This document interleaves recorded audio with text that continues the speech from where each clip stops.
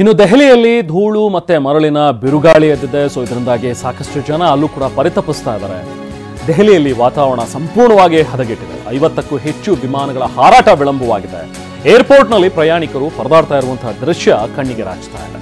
ವಿಮಾನ ಹಾರಾಟ ವಿಳಂಬಕ್ಕೆ ಪ್ರಯಾಣಿಕರು ಆಕ್ರೋಶ ವ್ಯಕ್ತಪಡಿಸ್ತಾ ಇದ್ದಾರೆ. ಸರಿಯಾಗಿ ನಮಗೆ ಟೈಮಿಂಗ್ಸ್ ಹೇಳ್ತಾ ಇಲ್ಲ, ನೆಕ್ಸ್ಟ್ ಯಾವಾಗಿದೆ ಫ್ಲೈಟ್ ಅಂತ ಗೊತ್ತಾಗ್ತಾ ಇಲ್ಲ ಅಂತ ಹೇಳಿ ಅಲ್ಲಿನ ಜನ ಆಕ್ರೋಶ ವ್ಯಕ್ತಪಡಿಸ್ತಾ ಇದ್ದಾರೆ. ಏರ್ಪೋರ್ಟ್ನಲ್ಲಿ ಪ್ರಯಾಣಿಕರ ನೂಕುನುಗ್ಗಲು ಕೂಡ ಉಂಟಾಗ್ತಾ ಇದೆ.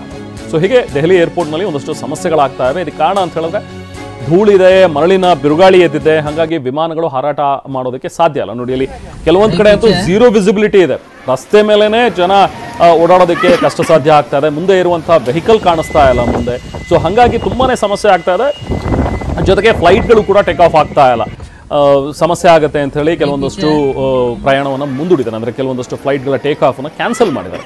ಹಾಗಾಗಿ ಜನ ನಮಗೆ ಸರಿಯಾಗಿ ವ್ಯವಸ್ಥೆ ಮಾಡಿಲ್ಲ ಇಲ್ಲಿ, ಅಥವಾ ನಮಗೆ ಸರಿಯಾಗಿ ವಿಚಾರಗಳು ಗೊತ್ತಾಗ್ತಾ ಇಲ್ಲ, ಏನು ನಡೀತಾ ಇದೆ ಇಲ್ಲಿ ಅಂತ ಅರ್ಥನೇ ಆಗ್ತಿಲ್ಲ ಅಂತ ಹೇಳಿ ಜನ ಆಕ್ರೋಶವನ್ನು ವ್ಯಕ್ತಪಡಿಸ್ತಾ ಇದ್ದಾರೆ. ಸ್ವಲ್ಪ ನೂಕುನುಗ್ಗಲು ಕೂಡ ಈಗ ಅಲ್ಲಿ ಉಂಟಾಗಿದೆ.